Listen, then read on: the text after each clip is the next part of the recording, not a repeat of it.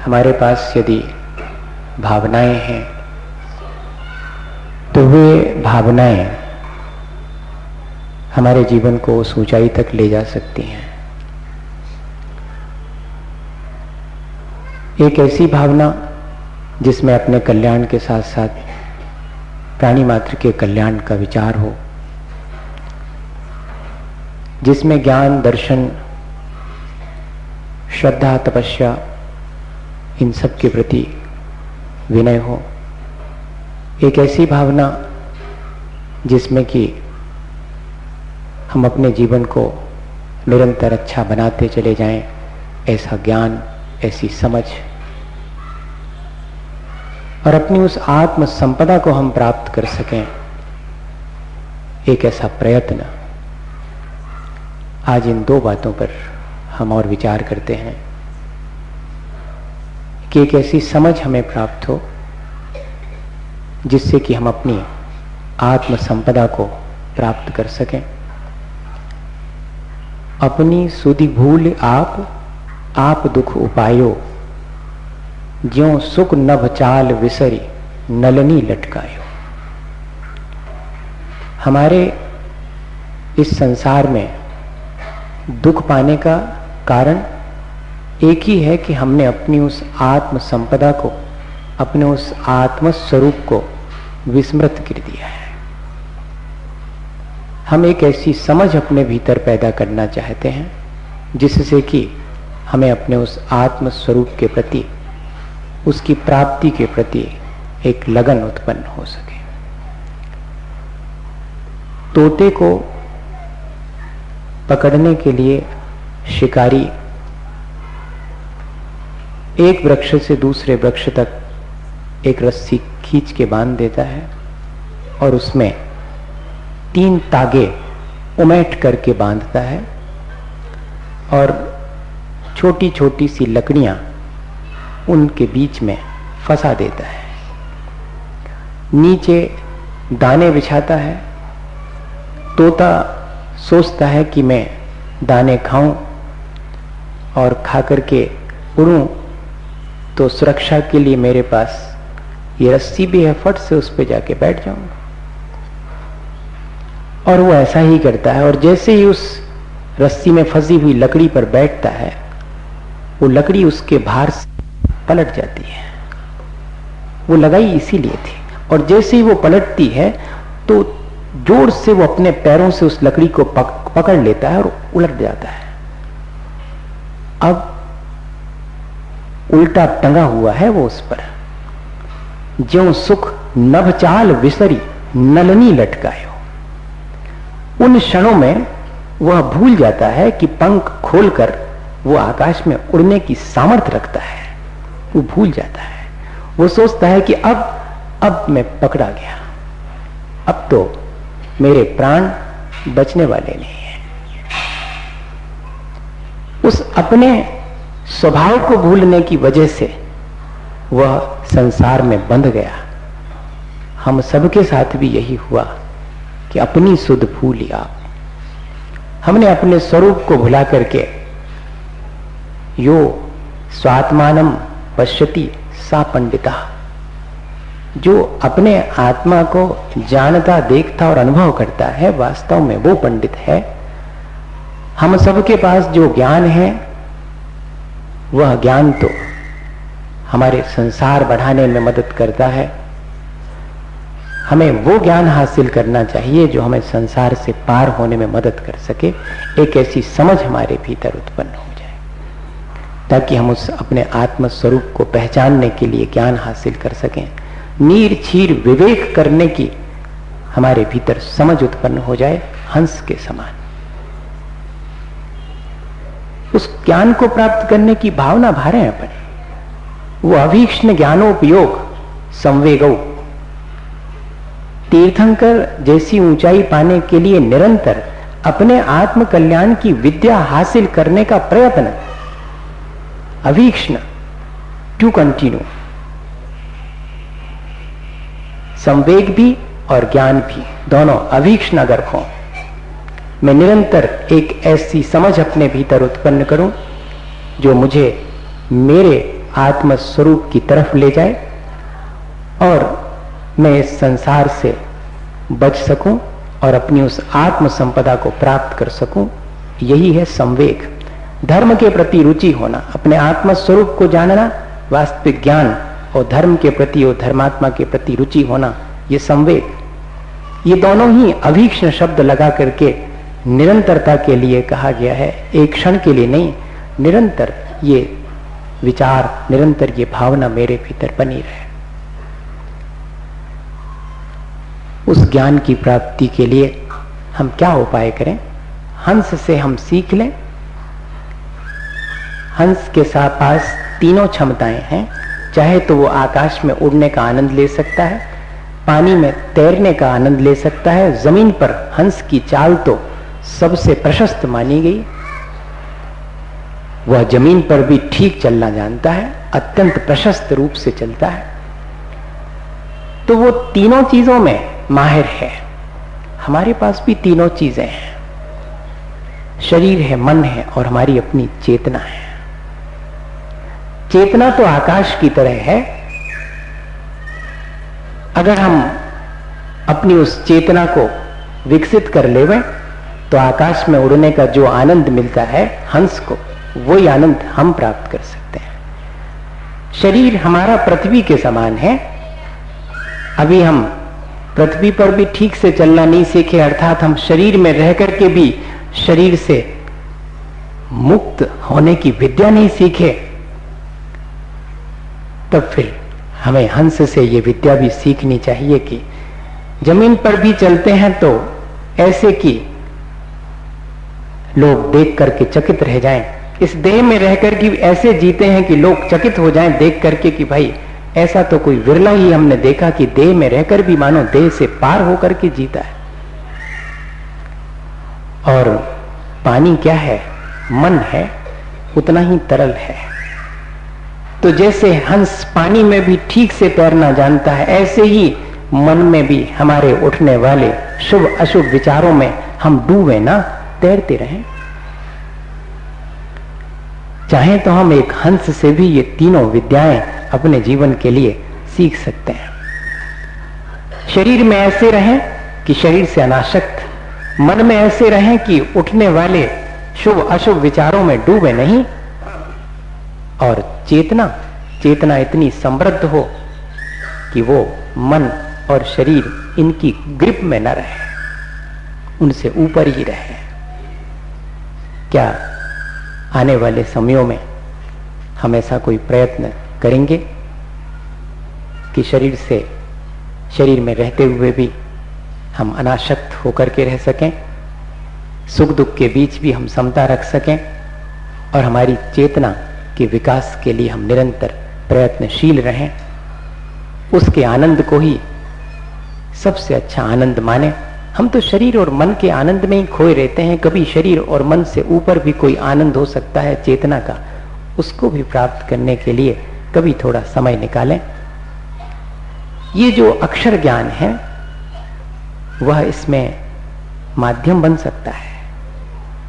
जो हमें आचार्य भगवंतों ने ज्ञान प्राप्ति के लिए साधन दिए हैं, जिनवाणी गुरुजनों के उपदेश, वे सब हमारे लिए साधन है। हम चाहें तो उनके माध्यम से ऐसा ज्ञान जो कि हमारे जीवन को ऊंचा उठा सके वो प्राप्त कर सकते हैं। और वास्तव में ज्ञान वही सार्थक है जो हमारे जीवन को ऊंचाई देता है, हमारी चेतना को परिष्कृत करता है, हमें शरीर और मन की ग्रिप से निकाल देता है। ज्ञान तो वही है। एक पंडित जी हुए साड़ूमल में, कर्म सिद्धांत के मर्मज्ञ थे। शाम को 10-25 लोग उनकी सभा में कर्म सिद्धांत के बारे में ज्ञान हासिल करते थे। एक दिन एक व्यक्ति को समाज के बीच में पकड़ करके लाया गया कि इसने चोरी की है। समाज का ही व्यक्ति है, इसलिए समाज ही उसे दंडित करेगी, ये पहले सामाजिक नियम था। अन्यत्र कहीं उसे किसी और के सामने दंडित नहीं किया जाए, समाज ही उसे अपने बीच दंडित करके और उस दोष से मुक्त कर दे। एक स्वस्थ, बहुत स्वस्थ प्रक्रिया ये रही। अब तो बदल गया है, अब समाज की किसी पर कोई ग्रिप नहीं रही, न कोई सामाजिक हमारे नियम, क्योंकि जो नियम बनाएगा उसको तो स्वयं पालन करने पड़ेगा। तो कोई नियम नहीं बनाता, क्योंकि खुद पालन करने की सामर्थ्य नहीं है, तो नियम कैसे बनाए। और सारी घटना सामने आई और उस व्यक्ति ने भी स्वीकार कर लिया कि हाँ मैंने चोरी की। मालूम क्या किया था उसने अपने घर से 10-15 घर आगे किसी के यहाँ पर गाय भैंसों को खिलाने के लिए भूसे का बोरा रखा था, वो चुराया था। और वो भी ऐसे ही खींचते हुए ले आया था। सो भूसे के बोरा में नीचे छेद था, तो वहां से उसमें से भूसा गिरता रहा। सो उसके घर तक भूसे की लाइन भी बन गई। सो दूसरे दिन पकड़ा भी गया। होशियारी से करना चाहिए थी चोरी। क्या मन में तो यही आ रहा होगा कि बुद्धू रहा होगा, अच्छे से नहीं की उसने। नहीं, ऐसा विचार अब नहीं आना चाहिए। अब तो ये आना चाहिए कि मैं ऐसी होशियारी नहीं सीखूं। ऐसी होशियारी करके बहुत अपना अहित कर लिया। होशियारी तो वो है कि जिसमें मैं इस तरह के कामों से मुक्त हो सकूं। अभी तो इस तरह के कामों में लिप्त रह करके अपने को होशियार मानते हैं, अपने को समझदार और बुद्धिमान मानते हैं, ऐसे कामों में लिप्त रह करके भी। अब मन में ये भावना आनी चाहिए कि ऐसे कामों से मुक्त होने में मैं अपनी चतुराई मानूं, अपनी समझ उस समय मानूंगा कि हाँ श्रेष्ठ है मेरा ज्ञान। अब लोगों को बड़ा आश्चर्य हुआ कि भाई 2.5-3 रुपए का पूरा भरा हुआ बोरा बिकता है, और भी सामान था, कोई कीमती चीज चुराई होती। लोगों के मन में ये विचार आया, तो उससे पूछा कि तुमने यही क्यों चुराया? और भी सामान था उनके यहां पर, कोई कीमती सामान चुरा लेते। तो उसने मालूम क्या जवाब दिया? भैया, रोज पंडित जी की सभा में कर्म सिद्धांत के बारे में मैं सुनता हूं। मैंने अपने 2 जून के भोजन में से 1 जून का भोजन रखा कुछ दिन तक, फिर हम दोनों को वह 1 जून का भोजन भी मिलना बंद हो गया, हम पानी पर रह गए। आज तो जब बेटे ने दूध के लिए जिद की और मेरे पास पैसे नहीं थे, तो दूध के लिए मुझे इंतजाम करना था, तब मेरे मन में यही विचार आया कि अब और कोई उपाय नहीं है। जब कमाऊंगा 4 पैसे तो उसका ज्यों का त्यों बोरा चुकता कर दूंगा, पर अभी तो उठा के ले आऊं। सो उठा के ले आया। 3.5 रुपए चाहिए थे, इसलिए 3.5 का ही सामान चुराया, मुझे अधिक तो चाहिए नहीं थे। पंडित जी ने कहा कि जितनी तीव्र कषाय के साथ में कोई कार्य करोगे उतना गाढ़ा कर्म बंधेगा। मुझे कर्म बंध से भय है, मैं ऐसे तीव्र कर्म नहीं बांधना चाहता।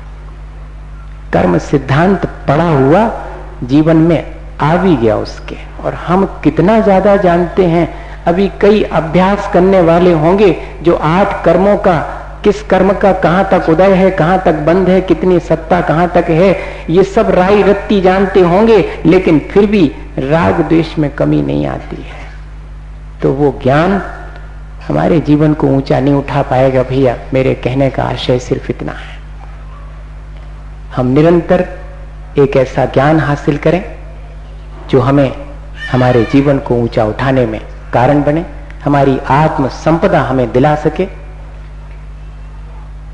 और हमें स्वप्न से जागृत कर सके, सत्य का परिचय करा सके।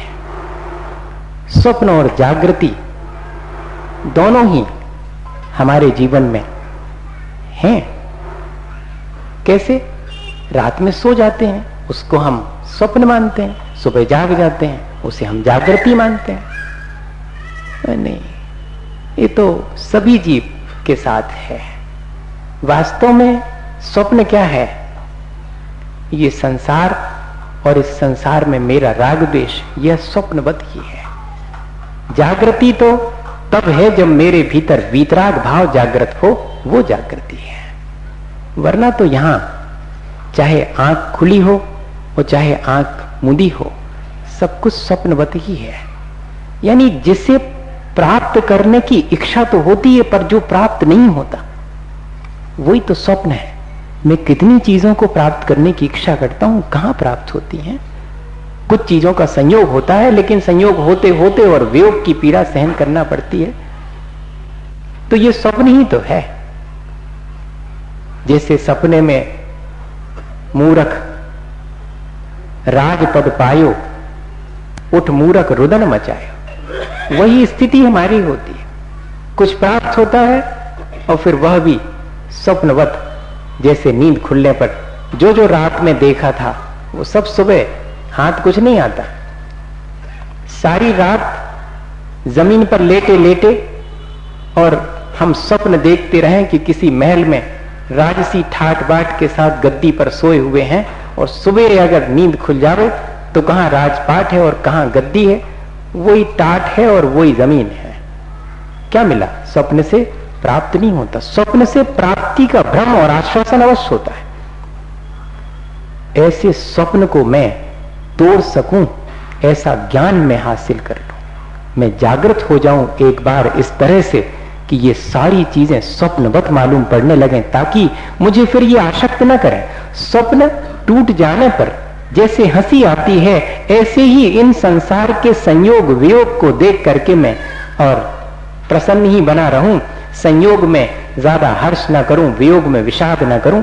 क्या ऐसी कोई समझ हमारे भीतर, ऐसा कोई ज्ञान हमारे भीतर हासिल नहीं कर सकते? हम कर सकते हैं। एक राजा अपने एक ही पुत्र की बीमारी से अत्यंत दुखी है, उसके सिराने बैठा है, सेवा कर रहा है। राजवैद्य तो सेवा कर ही रहे हैं, राजा स्वयं, रानी साहबा स्वयं उसके सिराने बैठी हैं सेवा में। एक दिन 2 दिन निकल गए हैं, बेहोशी टूट ही नहीं रही है। एक बार आंख खोल के देख तो लेता राजकुमार, तो पिता को शांति हो जाती, लेकिन बेहोशी नहीं टूट रही, राजा को नींद ही नहीं आती है।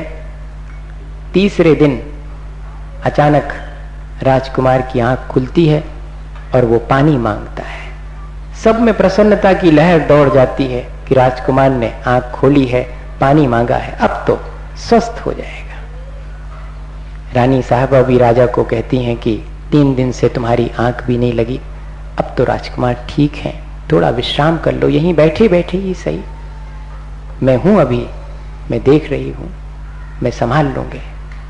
राजा थोड़ा सा निश्चिंत होकर के और टिक करके जैसे ही नींद लेता है, उसे एक स्वप्न दिखना शुरू होता है। स्वप्न में वो जितना बड़ा राजा अभी है उससे भी बड़ा राजा होता है, और स्वप्न में उसके एक पुत्र नहीं 12 पुत्र हैं, अपार वैभव है, वो उसी सबके बीच में आनंदित है। और इतने में ही उसे किसी की चीख सुनाई पड़ती है तो नींद खुल जाती है। रानी साहबा चीख करके उससे जगाती हैं कि उठो, क्षण भर पहले जिसने आंख खोल के पानी मांगा था अब जीवन भर आंख नहीं खोलेगा ऐसा लग रहा है। और राजा साहब ने आंख खोल करके राजकुमार की मृतदेह को देख करके जोर से ठहाका लगाया तो सब सकते में आ गए कि लगता है इस दुख को न झेल पाने की वजह से राजा पागल हो गए।